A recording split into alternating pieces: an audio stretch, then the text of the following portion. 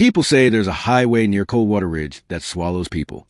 If you drive through it between 1 o'clock and 3 a.m., you might not come back the same, or worse, not come back at all. I never believed in that kind of crap. They always seem like fuel for bore mines and beer-fueled campfire talks. That is, until that night. Let me tell you what happened on that road. It was a Tuesday night, mid-November. I was heading home from a delivery gig. I haul appliances part-time. I had just dropped off a commercial freezer 3 towns away and was heading back through Highway 47 to avoid the tolls. GPS said it would take me 30 minutes more, but I didn't care. I preferred the silence. The sky was heavy with clouds, the moon barely visible, and aside from the occasional truck or headlight flash, the road was dead. Trees lined both sides of the highway like dark walls. It was exactly 1:37 a.m. when I saw her. She stood by the side of the road, arms folded, head slightly down. A woman in a gray hoodie, no bag, no car, just standing there. At first, I thought maybe she had car trouble, but I didn't see any vehicle nearby. I slowed down instinctively. Something about her posture, it was off. She wasn't signaling for help. She wasn't moving at all, just standing. My foot hovered over the brake. She looked up.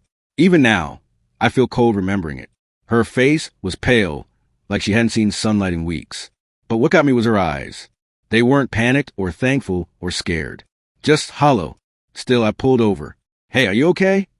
I called from the driver's seat, window halfway down. No answer. She took a step forward. That's when I noticed she wasn't wearing shoes. Her feet were dirty and bruised like she'd been walking for miles. "You need help?" I asked again, heart thumping a little faster. She nodded once. "Where you headed?" "Southgate," she said. That was 40 miles in the other direction. I hesitated. "Hop in. I'll take you to the nearest station. Maybe you can call someone from there." She walked slowly to the passenger door and got in without a word. For the first 5 minutes, we didn't speak. Just a low hum of tires and my flickering radio in the background. "What were you doing out there?" I finally asked. No response. She stared straight ahead. I glanced over. Her hoodie had slipped slightly, revealing a nasty bruise on her neck. "Are you okay? Did someone hurt you?" Her eyes turned to me, sharp now. "Do you believe in ghosts?" she asked flatly. "What?" She tilted her head. "Ghosts? Do you think they're real?" I forced a chuckle. "Not really, though tonight's making me reconsider." She looked back at the road. "They are real. Sometimes I don't know they're dead." I felt something cold crawl up my spine. "Are you trying to freak me out?" I asked. She didn't answer. When we passed mile marker 61, something strange happened. The radio cut to static. The lights inside the dashboard dimmed. The engine sputtered. And for a split second, I thought I saw someone else sitting in the back seat. A shape, a shadow. I slammed on the brakes. When I turned around, the back seat was empty. But when I turned back to the passenger seat, she was gone. I swear to you, the seatbelt was still buckled, the door never opened, and yet she was just gone. I jumped out of the car, looked around with my phone flashlight. Nothing. No footprints. No movement. Just the trees and wind. I drove like hell the rest of the way home, my hands shaking. The next morning, I went back to the same stretch of road. There was a small weather-worn cross by the ditch near mile marker 61. A faded photo was taped to it. It was her, the woman from last night. I looked closer. Beneath the photo was a plastic-covered newspaper clipping. "Local woman killed in hit and run. Body found after 2 weeks missing. Her name was Lily Morrison. She went missing 5 years ago. They found her body barefoot near that same ditch." I didn't tell anyone for a while. Who would believe me? But I did one thing. I made a promise to myself. Never stop for anyone on that road again. Because the next time, I might not be the one driving away.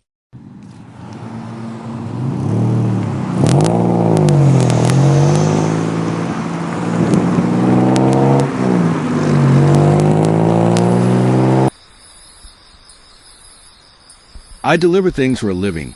Electronics, auto parts, sometimes food, nothing fancy. I like the job because it keeps me on the move. And most nights, it's just me and the road.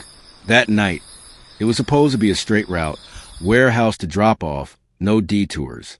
However, I was behind schedule, and the app suggested a shortcut through an old highway called the Ridgeway Route 9. I've never taken before, but it looked clear, no traffic, and 20 minutes faster. It was about 12:15 a.m. when I turned onto Ridgeway. No streetlights, just road and forest. Everything felt off. The air was thick, the trees pressing closer than usual, like they were watching. But whatever, I just want to get the job done. 10 minutes in, I noticed something weird. I passed a rusted billboard on the right that said, "You've been here before." I thought maybe it was a prank or graffiti. But then I saw the same billboard again, exactly 5 minutes later. Same bend, same crooked speed sign, same scratch on the pavement. I looked at the GPS. The signal had dropped. I laughed nervously to myself.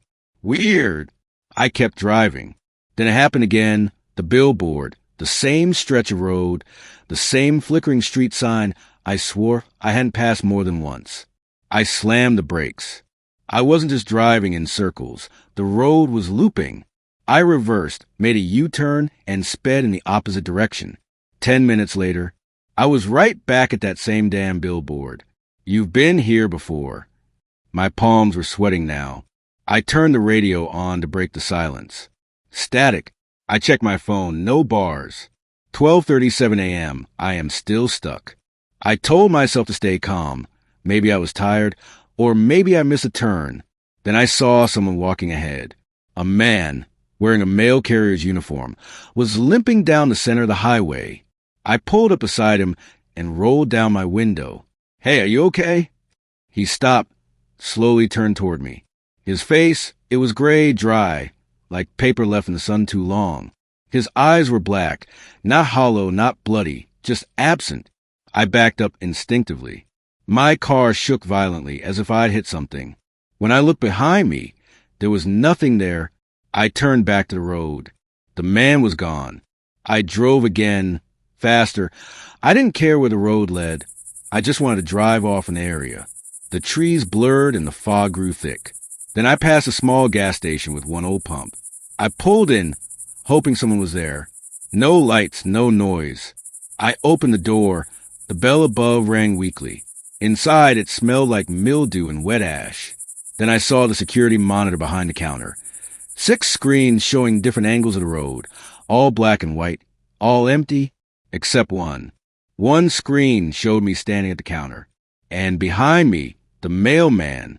I turned around, fists clenched, but no one was there. That's when I heard the voice, not out loud, but in my head, like a whisper seeping in from the cracks of my skull. There's no exit. There's only return. I ran out, got in my car, and slammed the door. The gas station was gone.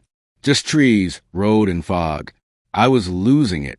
I started yelling at the windshield, cursing the road, the GPS, and whoever built this cursed highway. Then I saw it. A different sign, this time hanging above the road, like a toll gate. Choose to remember. What the hell does that mean? I whispered. Then everything froze. The engine stopped. The headlights blinked off. Even the fog seemed to pause in midair. I looked in the mirror. The mailman was sitting in my back seat, smiling. I passed out. When I woke up, I was back in the warehouse parking lot. Mine was engine off and the package is still in the trunk. It was 7:12 a.m. No missed calls, no texts. My phone was back to normal. I asked the dispatcher, "Did I deliver last night?" She looked confused. "You never left. You clocked out early, said you were sick." I checked the security footage from the lot. I never got in the van. And yet, my shoes were muddy. There were twigs in the trunk. My gas tank was half empty. I don't drive at night anymore. I avoid shortcuts, especially ones that aren't on major maps. And sometimes, when I park too long near the woods, I hear a whisper from the dark. There's no exit, only return. I'm not sure if I ever really escaped that road, or if I just found a different loop.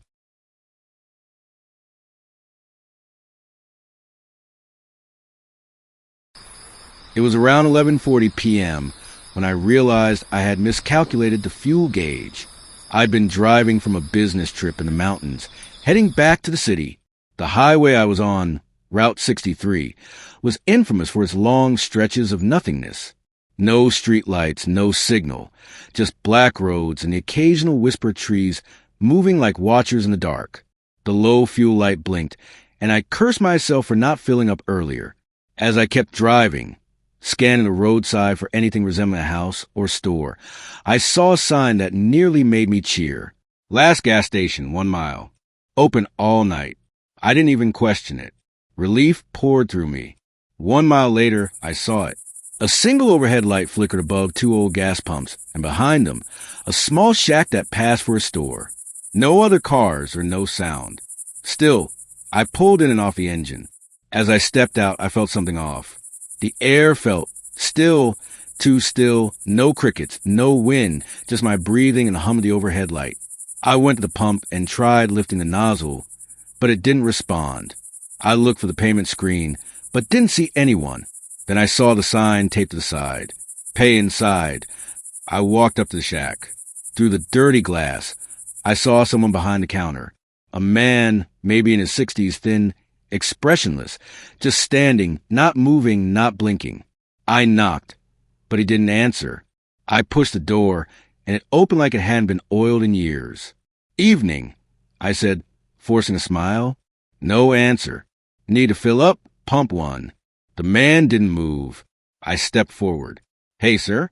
His eyes were glassy. I followed his stare downward, and that's when I saw it. His hands weren't resting on the counter. They were nailed to it. My breath caught, and I stumbled back, knocking over a display of dusty snacks. Still, the man didn't move. I turned to run, but the door slammed shut behind me. I grabbed the handle, twisted, and it didn't budge. I looked over my shoulder. He was gone. The space behind the counter was empty. I didn't hear footsteps. I didn't see where he went. I just ran to the back room, hoping for another exit, but what I found instead made my stomach twist. Bodies. At least 5, slumped against the walls, skin pale and eyes open in horror. Each one had something scribbled on their forehead in black marker. Tried to leave. That's when I heard the whisper. It wasn't in my ears. It was in my mind. Fuel for the road, flesh for the station. I bolted back into the main room, and now the man was there, but not behind the counter. He was standing in front of the door, holding a rusted crowbar. Only one leaves each night, he rasped. I didn't sign up for this. I shouted, panicked. You came, he said. You're part of it now. I grabbed a fire extinguisher from the wall and hurled it at him. He stumbled, and I took the chance to throw myself against the door. This time it flew open. I ran, got into my car, and locked the doors. The pumps were now all lit. Fuel started pumping on its own, but I didn't care. As I looked in the rearview mirror, I saw the man standing in the middle of the road, waving. Behind him, the gas station began to fade, like it was never there. By the time I got to the police station 30 minutes later, I was half hysterical. They went back with me the next day. We found nothing, just an empty field and a rusted sign buried in the dirt. Last gas station. Closed since 1983. They called it stress, hallucination, or maybe I imagined it all. But every time I passed that stretch of Route 63, I watched the fuel gauge like a hawk. Because if I ever see that station again, I'm not stopping.